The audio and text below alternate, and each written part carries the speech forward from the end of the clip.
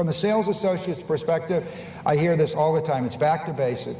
Back to basics, doing the things that we know we need to do to be successful in the business, sharing information with the customer, and being very, very proactive. It's not uncommon now that I hear with a sales associate, especially in a market that may have slowed significantly, when they take a listing to agree, here's the price, and 30 days from now, if we don't have an offer, we're going to lower the price to this, and putting that in the listing agreement.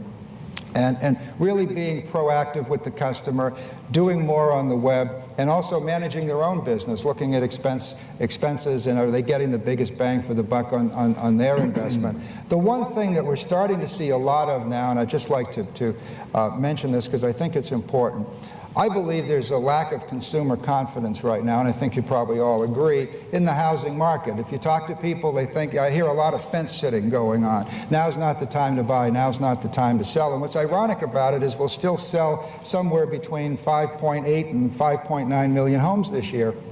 And we need to do, as an industry, a much better job promoting our successes, and what we have been encouraging brokers to do, and they're really starting to do it.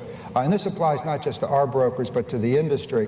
So we need to start promoting our successes, and one of the things that we've been talking about, and people are now starting to do, is you may want to consider this when you get back home.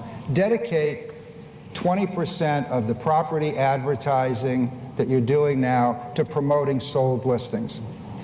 If it's in a newspaper, a buyer's guide, a real estate magazine, on your website, if you're an agent and you've got an ad with 5 properties, one of them should have a sold banner on it from a house that closed last month. People need to see that houses are selling.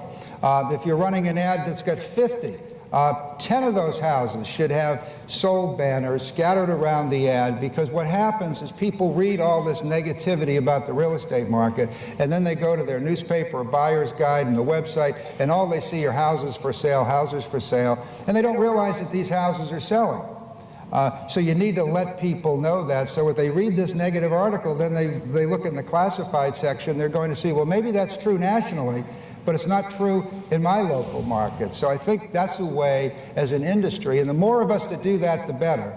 I think as an industry, that will really help us convince consumers that it's okay, now's a good time to get in the market, houses are selling, you won't be the only one in the market buying a house. From what I'm hearing from our brokers that have been doing that now, they're getting some very, very good results from that.